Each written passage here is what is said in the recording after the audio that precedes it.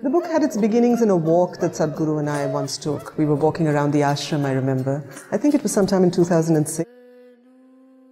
And I mentioned to him that it was a pity that there wasn't any real chronicle of his life available. And it seems like such an extraordinary life. The big question before me constantly was, how do you archive a mystic? How do you document a yogi? I see myself really largely as a listener. And this seemed like a huge opportunity to listen to someone whom I find fascinating, and I think many others will as well. So I think a lot of the time subsequently was just spent on long conversations. And somewhere through those, the outline of a book began to emerge, and that's how the book took shape. It's the portrait of a man who's this flamboyant, exuberant, remarkably compassionate, but absolutely unpredictable figure whom we know as Sadhguru. And it's an attempt to offer some glimpse of the man with all the facets and paradoxes that make up the person.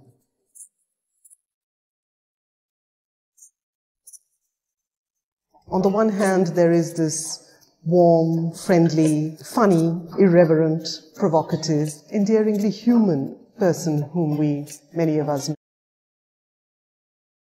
On the other hand, there is this remote, inscrutable, enigmatic, larger-than-life, mystic, yogi, and guru. So the book is an attempt to probe, to find one's way through those paradoxes and contradictions. It's about a man who's just perhaps the most incredibly alive human being I know. I think what's inspirational about Sadhguru's life journey, which is what we attempt to present in the book, is the fact that he starts out a skeptic. And it's a journey from a skeptic to a spiritual guide. From a wild motorcyclist in Mysore to a mystic. From an agnostic to a guru. So that's the journey that the book tries to present. It's a trajectory of his life, from his early years to the present moment. On the one hand, he's capable of being incredibly rational, very commonsensical, so reasonable that you can end up believing that this is all there is to the person. And then there's the other side of him, which I see really as the side that's the poet, mystic. And that part of him may strain the limits of your credulity at times, but I don't have a problem with that. It intrigues me, it fascinates me, and in some ways that's part of the book too. One of the things that always strikes one about Sadhguru, which is something I discovered more and more of while writing this book, is his ability to lead a completely unguarded life. It's just this incredible vulnerability that he just allows you to see. And he allows everyone. A reminder that one doesn't need any of the trappings of holiness or piety to know yourself. The fact that this is a man who seems to pack the urgency and the voltage of several lifetimes into a single one. You don't need any kind of religious or sectarian affiliation. You don't need any kind of scriptural knowledge to arrive at that moment of spirit. It can happen to him. It can happen to you and to me. I think that's the reminder that the book offers. So it is more than a life, in more ways than one.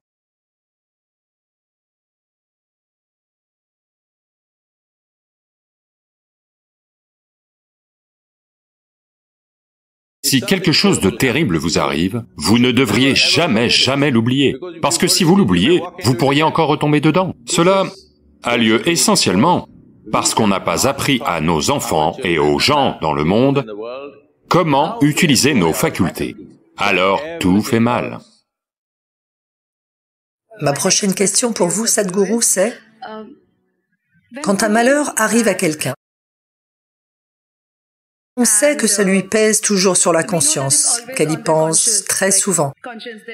Mais au final, il arrive un moment où elle est prête à passer au-dessus de ça. Elles ne veulent pas que le passé s'en aille, parce qu'elles se sentent coupables de passer au-dessus de ça. Alors pourquoi est-ce que cela a lieu et comment se débarrasse-t-on de cette culpabilité? Même si on prend par exemple les abus sexuels, si une fille est agressée sexuellement, et si elle arrive finalement à un stade où elle est prête à le surmonter,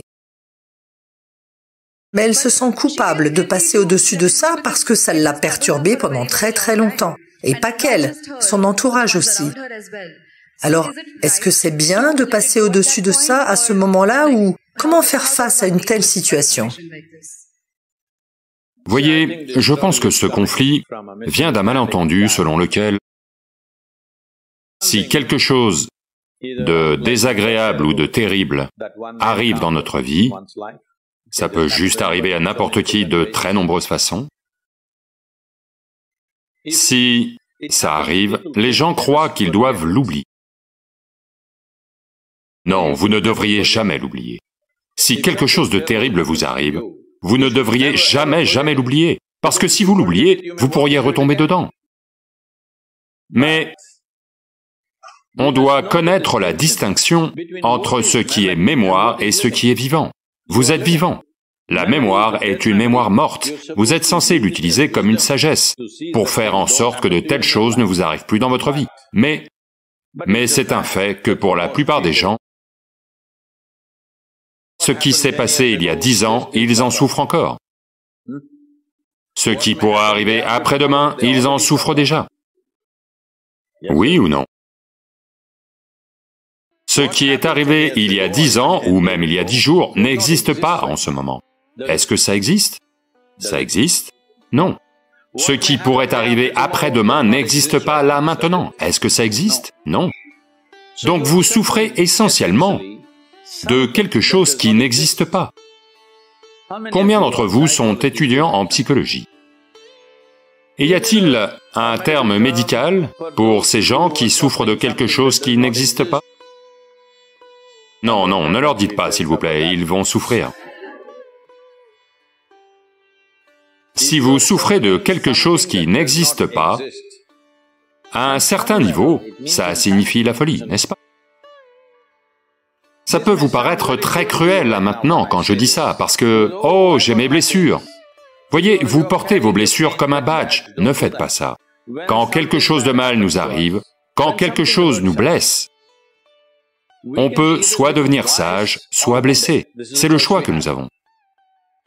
Soit on peut en faire une sagesse, soit on peut en faire une blessure. Comme on l'a déjà vu, la vie n'est qu'une certaine quantité de temps. Elle s'écoule. Pendant que vous êtes assis ici maintenant, vous vous êtes rapproché de la tombe d'1 heure depuis que vous êtes arrivé ici. Oui ou non? Oui, c'est le cas. Elle file pour nous tous.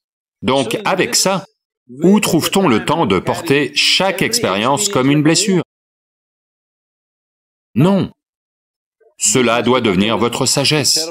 Si des choses terribles vous arrivent, vous devez devenir plus sage que les autres, plus tôt que les autres, n'est-ce pas? Mais malheureusement, la plupart des gens choisissent de devenir blessés. Simplement parce que, à nouveau, dans nos systèmes éducatifs, on n'a rien fait à propos de la nature du mental humain. On est occupé à étudier les grenouilles et les cafards et les arbres et la chimie et la physique et les planètes et tout le reste. Aucune attention portée à la nature de celui-ci. Donc on ne sait pas comment utiliser nos facultés. La plus grande faculté que vous ayez en ce moment en tant qu'être humain, c'est que vous avez une mémoire très vive. Tout ce qui s'est passé, vous pouvez vous en souvenir comme si c'était vivant là maintenant. Oui, il y a un dépôt ici, il y a des archives dans votre mental qui peuvent rejouer toute la vidéo si vous le voulez. Mais cela est devenu un problème. Vous avez commencé à souffrir des vieux films. Et il y a une imagination fantastique, donc vous souffrez déjà d'un lendemain qui n'est pas encore arrivé. Cela a lieu essentiellement parce qu'on n'a pas appris à nos enfants et aux gens dans le monde comment utiliser nos facultés, comment utiliser notre mémoire, comment utiliser notre imagination, comment faire l'expérience de la vie là maintenant, comment en aiguiser l'expérience maintenant. Toute votre vie se passe entre ces 3 dimensions. La mémoire, l'expérience présente et l'imagination. C'est ça votre vie, n'est-ce pas? Ce sont les 3 dimensions. On les appelle trikala, les 3 dimensions du temps. Toute votre expérience de la vie a lieu ici. Mais si vous perdez la distinction entre ce qui est passé, ce qui est présent, ce qui est futur, alors tout fait mal. Tout le monde n'a pas vécu des choses terribles. Malheureusement, pour quelques personnes, c'est arrivé. Mais le reste des gens souffrent simplement de quelque chose, n'est-ce pas? Parce que c'est à la mode de souffrir. Les gens pensent que s'ils souffrent, ils sont très intellectuels, ils sont très profonds. Non. C'est juste stupide parce que vous souffrez de quelque chose qui n'existe pas. Vous ne souffrez pas de ce qui a lieu là maintenant. Vous souffrez de ce qui est arrivé hier et vous souffrez de quelque chose qui pourrait arriver demain, déjà. Donc, cette folie a été encouragée simplement parce que on n'a jamais formé les gens sur la façon d'utiliser leurs facultés.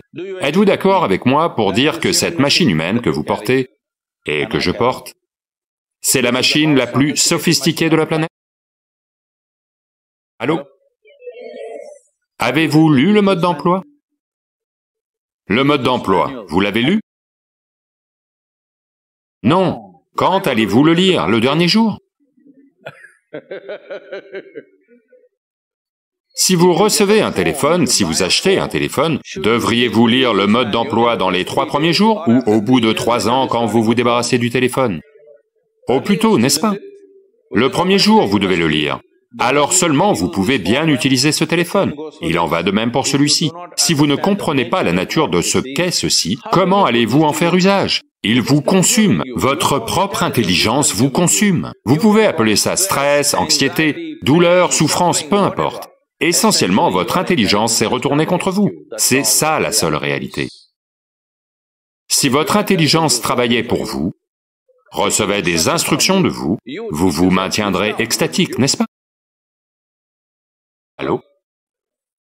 Votre intelligence s'est retournée contre vous. Pourquoi votre intelligence s'est-elle retournée contre vous? C'est ça que vous devez examiner, pas en portant ces choses qui sont arrivées, qui n'auraient pas dû arriver, comme des badges dans notre vie. Cela peut me mettre beaucoup de femmes à dos. Si j'étais contre vous, je ne serais pas ici. Oui.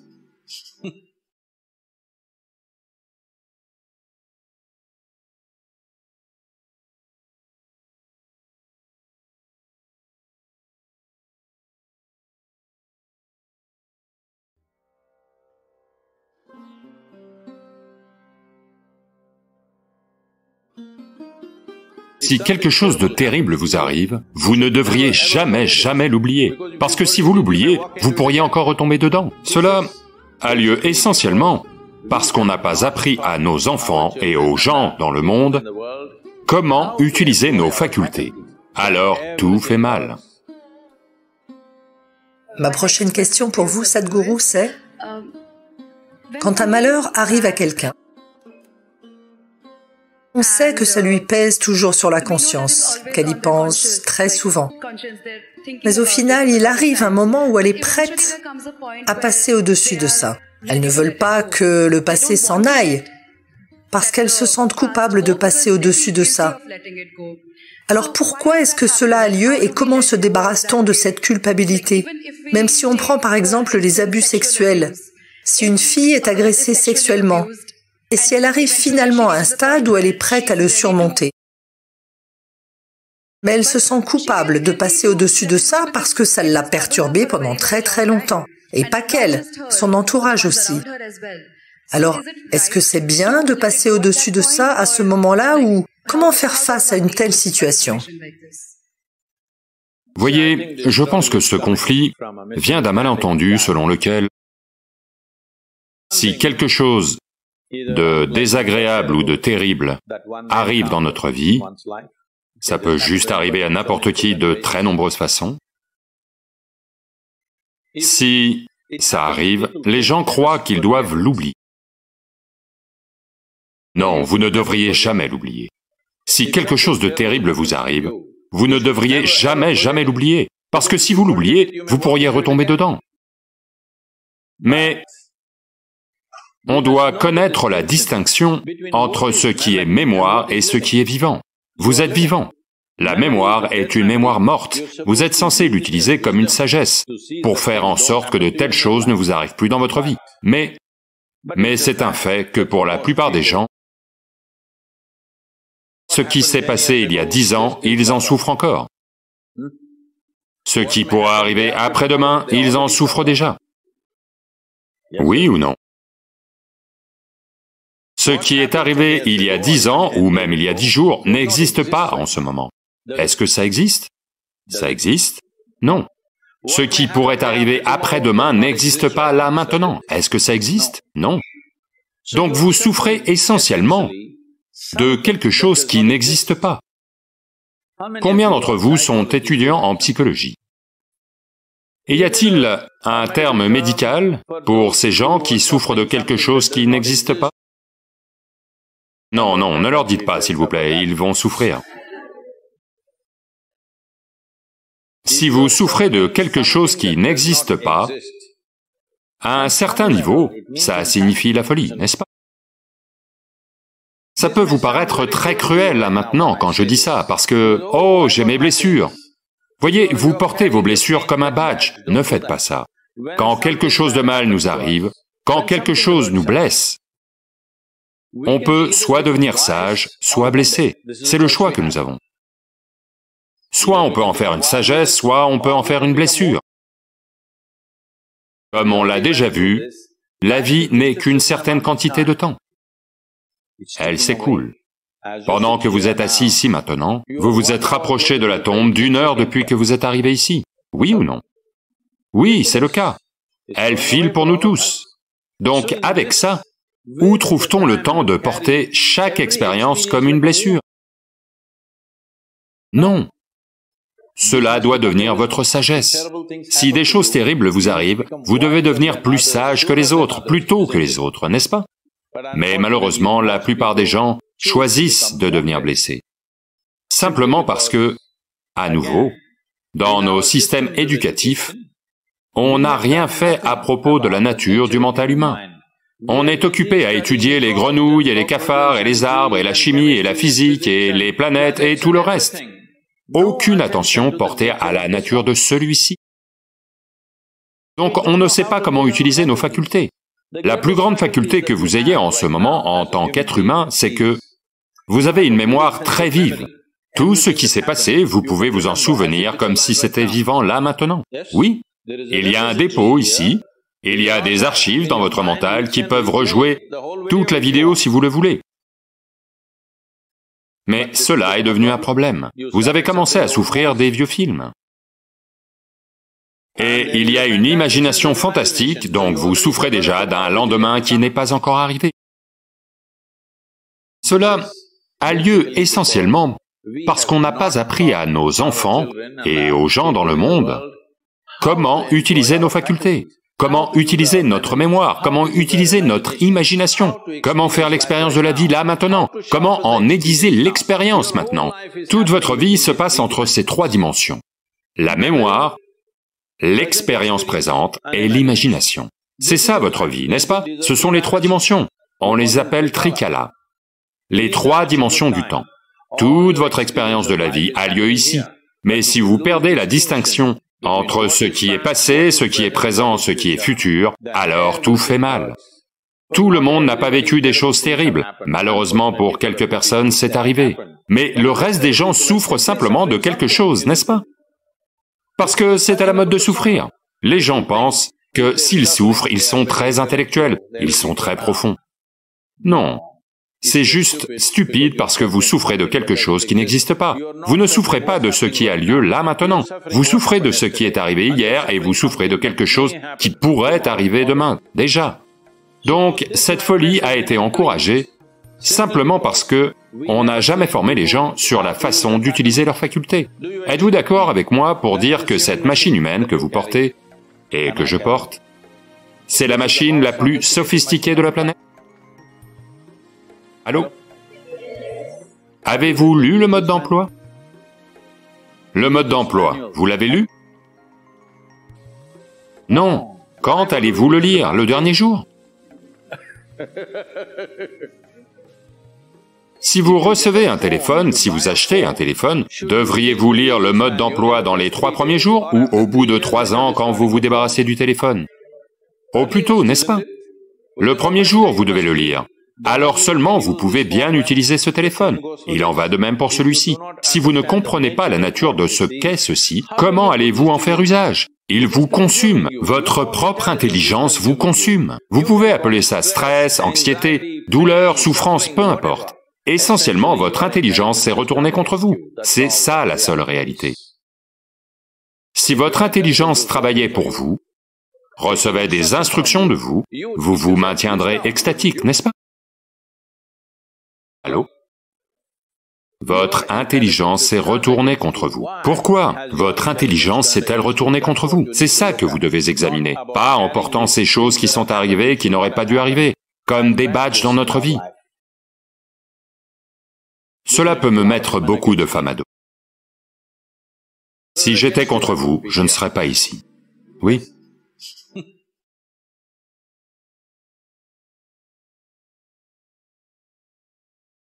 Une poignée de terre contient plus de 5 à 7 milliards d'organismes. Ils parlent, il faut de la sensibilité pour les écouter. La terre parle. Les cultures tribales en Inde, en Afrique, en Amérique, tout ce qu'ils font, c'est écouter la terre. Les sociétés modernes font face à des déficiences psychologiques, principalement à cause de la carence en nutriments des sols.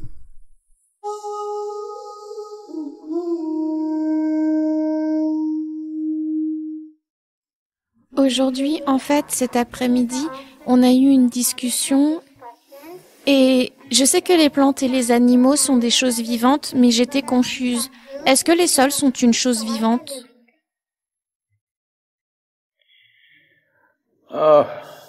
Eh bien, comment t'appelles-tu? Ton petit nom? Nishika. Rishika? Nishika. Nishika. Nishika, c'est évident que nous sommes en vie. Nous sommes vivants. Les animaux et les oiseaux qui bougent sont vivants. Mais malheureusement, il a fallu beaucoup de temps à une grande partie de la population humaine pour réaliser que les plantes sont vivantes. Les gens ont toujours défendu que les plantes n'étaient pas vivantes. Ce sont juste des plantes. C'est simplement parce qu'elles ne se baladent pas. Elles sont à un endroit, donc on pense qu'elles ne sont pas vivantes. Et lorsque vous les coupez, le sang n'est pas rouge. Il y a une sorte de sang qui leur est propre, mais il n'est pas rouge. Parce que... Voyez la façon dont les humains voyaient la vie était comme ceci. Même au sein d'êtres humains qui ne nous ressemblent pas, de couleurs différentes, d'origines différentes, ou d'un genre différent, les gens les ont traités comme s'ils n'étaient pas des êtres humains, pas même de la vie. Allô? Vous avez entendu parler de l'esclavage, des génocides dans le monde, toutes ces choses terribles. Tout cela, ne pensez pas que ça arrive simplement parce que quelqu'un a de mauvaises intentions. Ce n'est que cela. C'est juste que lorsque votre capacité à percevoir et à faire l'expérience de quelque chose est très limitée, c'est de cette façon dont vous répondez à la vie. Maintenant, tu ne me ressembles pas, donc je pense que tu n'es pas une vie. Donc, beaucoup d'êtres humains dans le monde, au moins maintenant, avec un peu de chance, ont commencé, même si ce n'est pas dans le mental de tout le monde, à s'accepter les uns les autres comme des êtres humains. Quelle que soit leur couleur, leur origine, leur taille, leur forme, peu importe ce qu'ils sont. Les animaux, nous commençons à les reconnaître comme de la vie, mais je veux quand même que vous sachiez que, chaque jour, plus de 200 millions d'animaux sont abattus. De toute évidence, on ne les considère pas comme étant autant de la vie que nous, n'est-ce pas? Allô? Si on les reconnaît comme étant autant de la vie que nous, on doit peut-être tuer quelque chose pour manger, mais 200 millions d'animaux par jour, ce n'est certainement pas nécessaire. Tout le monde sait que c'est bien plus que ce que n'importe quel être humain peut manger, mais on le fait quand même. Donc il y a eu des destructions sauvages de forêts et de terres, mais maintenant que nous avons apporté un peu plus de contrôle et que les gens commencent à comprendre que les arbres et les plantes, la vie végétale, est aussi de la vie, maintenant nous en venons au sol. Voyez ces sols que vous considérez comme un matériau. Si vous en prenez dans votre main, une poignée de sol contient plus de 5 à 7 milliards d'organismes. quelque part entre 50 000 et 75 000 espèces. Plus d'1 millier de, vous savez, de champignons et de choses comme ça. C'est trop de vie. Donc juste parce que ce sont des micro-organismes, est-ce qu'ils deviennent vivants? Alors, comment sommes-nous devenus vivants? Plus de 60% de ce corps, ce sont des micro-organismes. Et c'est comme ça que nous sommes vivants. Donc si ceci contient autant de micro-organismes et de cellules, et que nous sommes vivants, si eux contiennent les mêmes choses, pourquoi ne seraient-ils pas vivants? Simplement parce qu'ils se trouvent juste là, qu'ils se ne lèvent pas et ne dansent pas comme vous. Allô? N'est-ce pas? C'est le seul problème, ils ne parlent pas à voix haute. Mais ils parlent. Vous devez avoir de la sensibilité pour les écouter. Les arbres parlent, dans leur propre langue. Vous devez écouter pour savoir ça. Autrement, c'est seulement quand quelqu'un crie dans votre oreille qu'il parle. Le reste de la vie ne parle pas? Non, chaque vie parle à sa propre façon. Ils ne disent pas des choses inutiles comme les êtres humains, ils disent juste ce qui est nécessaire pour eux. La Terre parle. Un grand nombre de cultures dans le monde, en Inde, et dans les cultures tribales en Inde, en Afrique, en Amérique. Il y a beaucoup de gens. Tout ce qu'ils font, c'est écouter la Terre. Juste écouter la Terre. Si la Terre n'était pas vivante, si les sols n'étaient pas vivants, comment pourraient-ils donner autant de vie? Donc, les gens ont toujours considéré les sols comme un amas de substances chimiques, ok? Là maintenant, l'agriculture moderne est devenue comme ceci. Vous jetez de l'azote, vous jetez du phosphore, vous jetez ci, ça, ça. Ça va pousser. Maintenant, les sols. Ce qui se trouve sous vos pieds, la surface sur laquelle vous êtes assis, ok? C'est bétonné ou peu importe, la surface sur laquelle vous êtes assis. Juste ce quart de mètre carré de terre. Il y a plus de vie sous cette surface que le nombre d'êtres humains jamais apparus sur cette planète. Le nombre représentant tous les êtres humains qui ont vécu ici depuis une éternité, ce nombre est bien inférieur au nombre de micro-organismes vivant sous vos pieds. Est-ce qu'ils parlent? Oui, clairement. Ils parlent leur propre langue. Aujourd'hui, par exemple, ce virus est là, d'accord? Le virus de la Covid. Tous vos jolis visages que je ne peux pas voir sont tous couverts par ces masques. Les masques aussi sont jolis, ils sont roses et chouettes. Mais tout ça a lieu. Aujourd'hui, les plus grands médecins du monde le disent clairement, et tous les simples médecins qui ont fait un peu de médecine de base savent que vous devenez beaucoup plus vulnérable aux infections des voies respiratoires supérieures si vous n'avez pas de vitamine C, de calcium, de B6, de B12, de vitamine A, de vitamine E, de cuivre, de magnésium, de fer. Si vous avez des carences en ceci, vous devenez beaucoup plus vulnérable à n'importe quelle infection respiratoire. C'est quelque chose que même un médecin rudimentaire sait. Eh bien, aujourd'hui, la plupart de nos maladies physiologiques et psychologiques, on n'imagine pas à quel point les maladies psychologiques et les sols sont liés. Il y a tout un tas d'études aujourd'hui qui montrent que les sociétés modernes font face à des déficiences psychologiques et à des problèmes, principalement à cause de la carence en nutriments des sols. Ils sont vivants, c'est seulement parce qu'ils sont vivants qu'ils maintiennent cette vie. Si vous ne les maintenez pas en vie, alors... Vous savez, aux États-Unis, les gens se réfèrent généralement au sol comme de la saleté. Si c'est de la saleté, alors nous sommes tous des sacs à ordures. Allô? Ceci est du sol, n'est-ce pas? La nourriture que nous mangeons vient de là. Et pourtant nous voilà. La plupart des gens ne le comprennent que lorsqu'on les y enterre.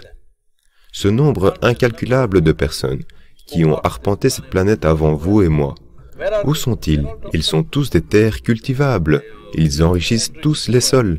Et on profite de ça. Si on n'enrichit pas les sols, les générations futures ne pourront pas en profiter. C'est juste ça dont on parle. Ils sont très vivants. Donc, dans ce pays et dans de nombreuses nations, dans de nombreuses cultures, les gens appellent toujours les sols mères. On dit Taimanu. Encore aujourd'hui, la plupart des agriculteurs ne vont pas entrer sur leurs terres sans se prosterner, parce qu'ils les considèrent comme une force vivante. Et c'est parce que les sols sont vivants qu'ils nourrissent la vie.